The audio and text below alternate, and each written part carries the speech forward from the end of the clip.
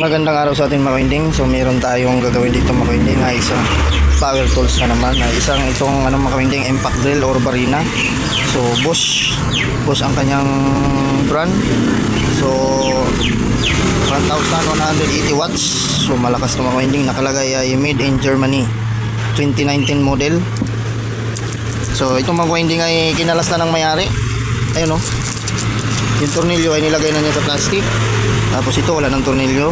Ngayon, ang sabi niya sa akin dito mga kawinding ay meron man naman yung carbon, bago naman daw yung carbon. So bakit daw hindi umandar? So ito ang ating aalamin mga kawinding, kung bakit ito ay hindi umandar. So ayan, so ilagay lang natin sa tripod yung aking cellphone. So ito mga kawinding, ay ilagay na natin sa tripod yung ating cellphone. So kukuha lang ako ng tester. May tester na tayo. So unahin natin yung kanyang pinaka power cord. So alisin muna natin itong kanyang wire na binuhol ng may-ari. Ayan, talas na to eh. Pinalasan na to mga kawinding. Pinalasan niya to. So maganda ito mga kawinding at kinalasan niya, hindi na tayo magbabaklas.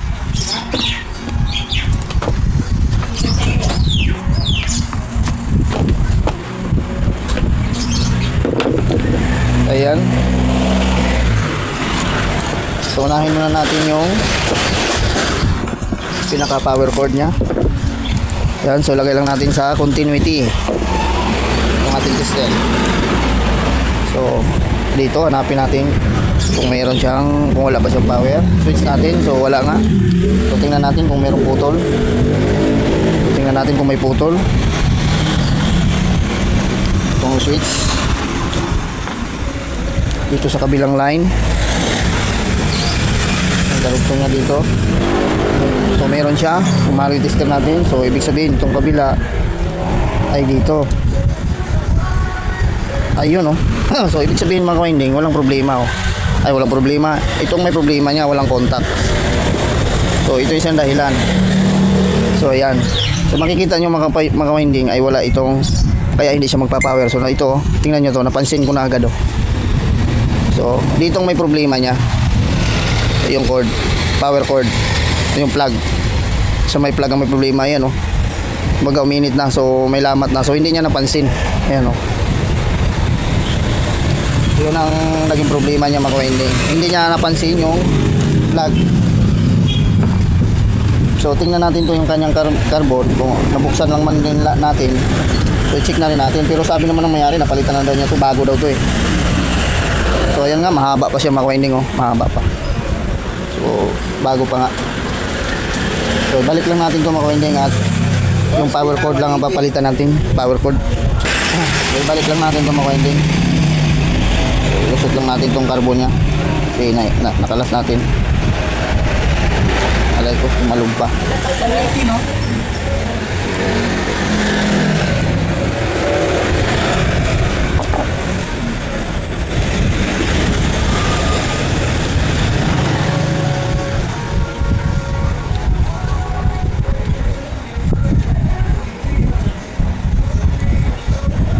Pagbalik nito ay ayan, ayun, balik natin. So tayo na magbalik nito mga kawinding. So palitan muna natin ng plug. So bago tayo mag palit ng plug, so ito mga kawinding ay puputulin na natin to. Ayan. Papalitan na natin ng magandang plug.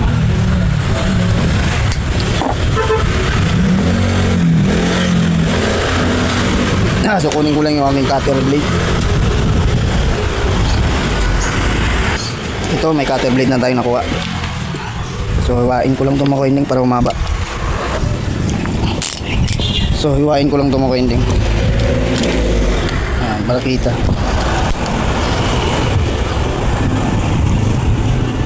Ayan. Para mailabas natin yung dalawang wire. So kulang pa, medyo maiksi. Ayan.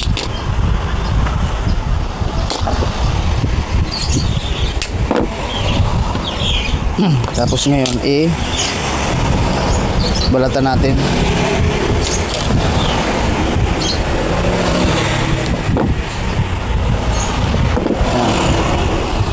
Kunin natin, tester natin kung meron na ba siyang continuity. So, tingnan natin yung kanyang dugtungan dito sa kabila. Ba't wala?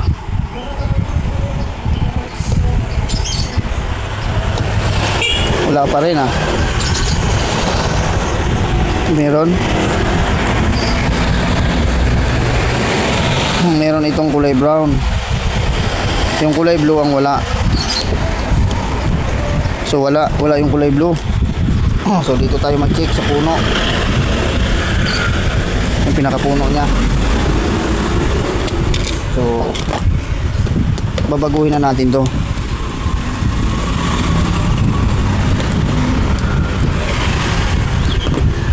So putulin na natin to at kakalasin natin.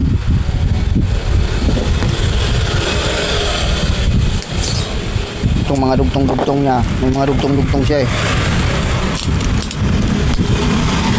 So habaan na natin to.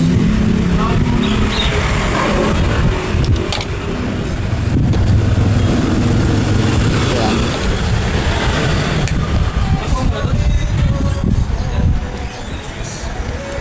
Purol na yung cutter ko. Mga purol na.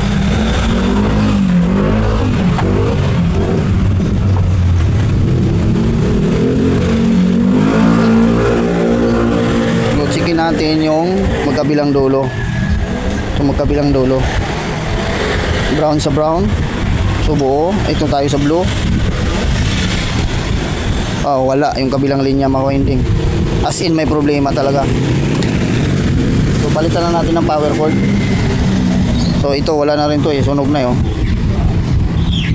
So itong kabilang linya nito. So puro dugtong-dugtong na kasi to. Puro dugtong na itong kanyang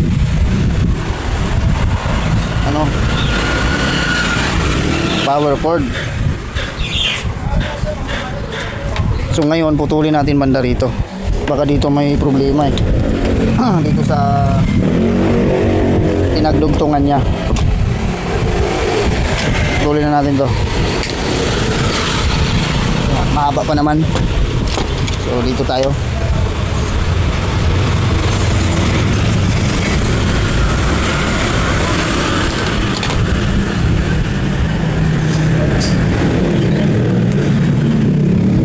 Habang umiinit kasi to pag ginamit.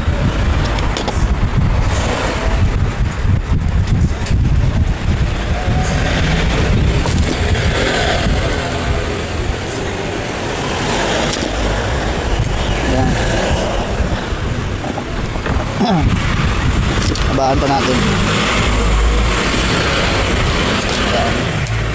Okay na ito, ganito kahaba.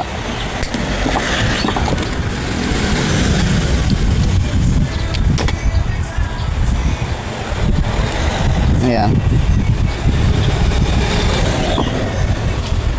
Ngayon, itong pinutol natin. So ito wala na itong putol dugtong-dugtong. Kasi tinanggalan natin ito. Tingnan natin yung blue sa blue. So ayun, meron na maka-winding yung blue. So doon sa problema sa yung pinagdugtungan niya, yun may problema. Pinagdugtungan niya ito. So hindi na natin ito ibabalik. So ito maka-winding ay hinangin ko lang yung dulo nito. Kasi pag pinasok natin dito, para hindi siya mapupudpud agad. So alisin na natin itong luma dito sa switch. So magpainit muna ako ng hinang maka-winding. Yan, mainit na yung panghinang natin. So lagyan lang natin ng tingga to para pag binalik natin doon sa switch, hindi siya bubusalsal. Para hindi siya madurog pag nilagay natin ng tornilyo. Pag nilak na natin sa tornilyo. Ayan na.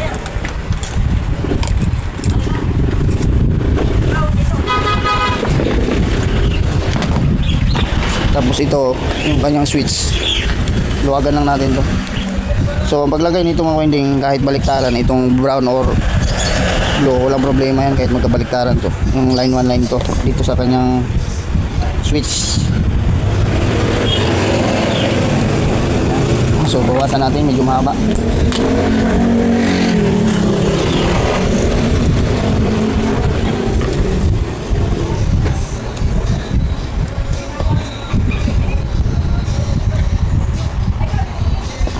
Ayan.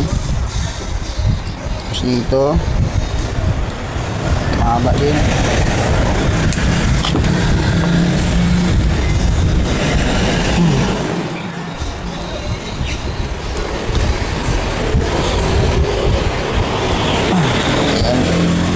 Tapos ipit na natin to.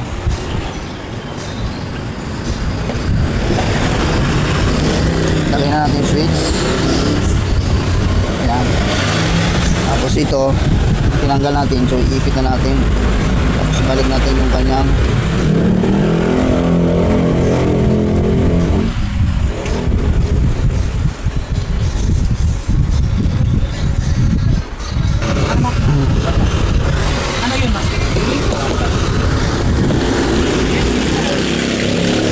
ilagay na natin tong lock para hindi na mahila-hila itong power cord nya.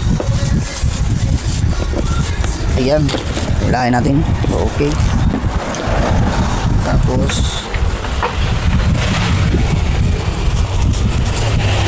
Tapos lagay na natin ng plug. Ito mapinding. So plug. So tingnan natin kung meron na ba siyang kung meron na siyang power. So pindutin ko lang to. Tapos para mag-steady. Yan.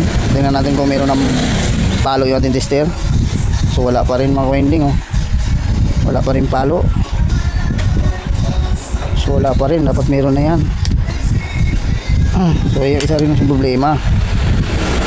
So wait lang mga winding, kabit lang natin yung plug para makabuhilo tayo ng ng pag-tester. So kabit ko lang to. So mamaya natin yan. So bakit ko lang power. Walang power bukod sa kanyang power cord na nakawala. So ikabit muna natin tong plug. Yung plug na ito maganda ito dahil isusuot mo lang kasi may tornilyo.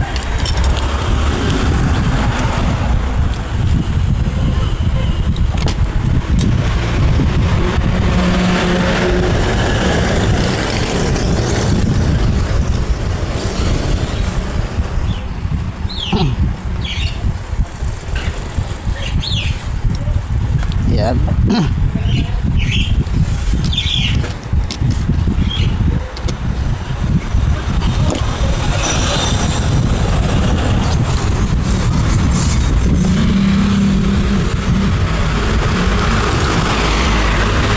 Ay, mag-shoot.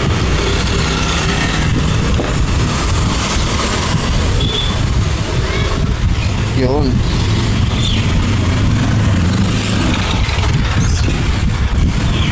Ayan, okay. Tapos dito, ipit natin.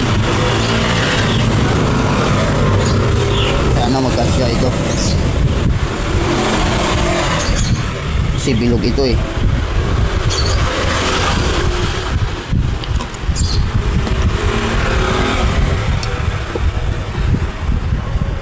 Hindi naman pwede walang ipit. At masisira.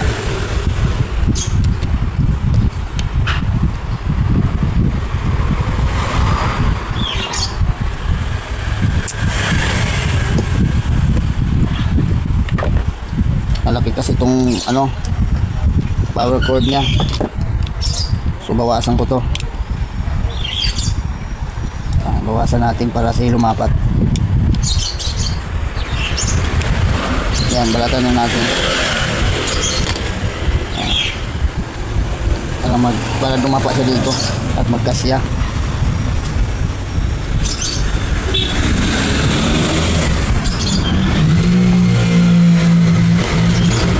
Ano ba yan?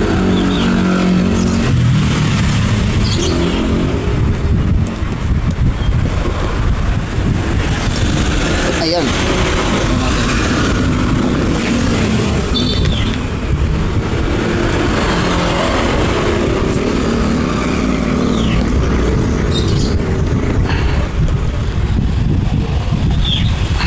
Okay.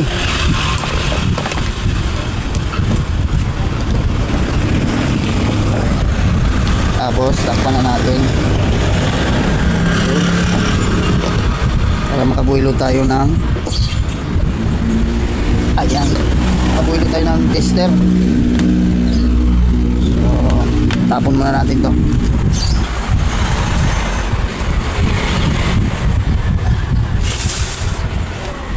So bakit hindi siya mag-switch? Bakit hindi siya nagpa-power? Diba? So, ayan. So para magaganito natin, para mabilis ang pagtitest. So wala oh. Wala siyang contact. So ngayon meron tayong tatanggalin dyan mga kwending. So bago natin tanggalin yan, so i-adjust lang natin tong gitna sa switch, yung pinaka-trigger nya. Ito. Baka masyadong mataas. Oh. So kaya na natin, baba natin kasi yung contact point yan baka hindi umabot. Tingnan natin kung ayun, meron naman kwending oh. Tingnan yung tester. So pumalo na, di ba? Kasi yung contact point hindi niya maabot pag binaba natin to. Kinaliwa natin, tataas yung contact point sa loob nitong switch. So ayan, bago magbukas tayo nito, ito muna i-check natin yung pinaka-trigger na yung switch. Ayan, para sa contact point. So okay na to mga winding, may power na to. So ngayon ba ibabalik na natin.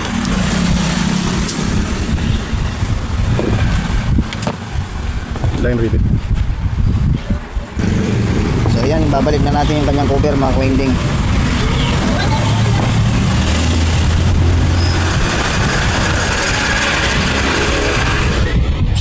So naging problema lang dito mga winding, kanyang power cord. Yan ang naging problema. Dali, di ko pa pala, may kalimutan pa ako.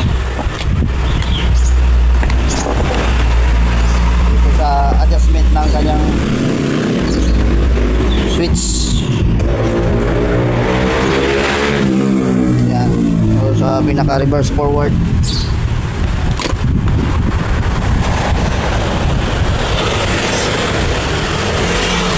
Yan. Aray ko.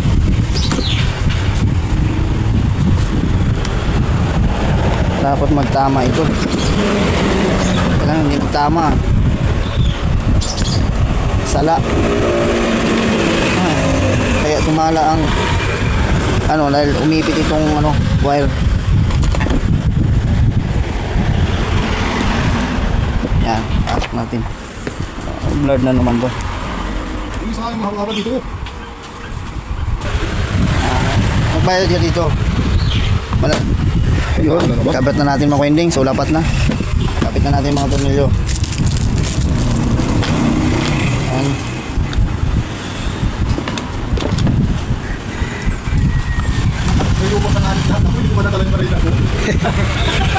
Dapat dinala mo para magawa na natin.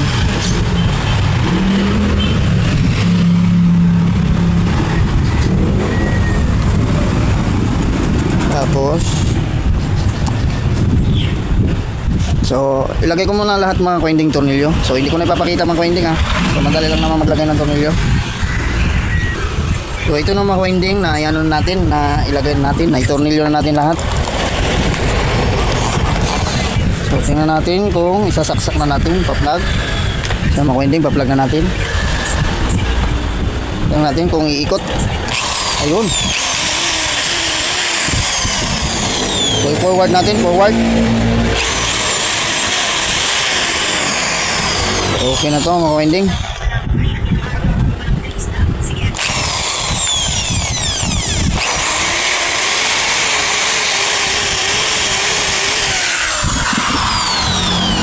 So yan na, okay na to mga winding. Kung bago kayo sa aking channel, so please subscribe at pakita ang notification bell para updated kayo pag may bago tayong video. So yun lang naging problema niya mga winding, at saka adjustment lang ng trigger lang sa may switch, saka yung pinaka power cord. So ayun mga winding, at bye bye na. Thank you.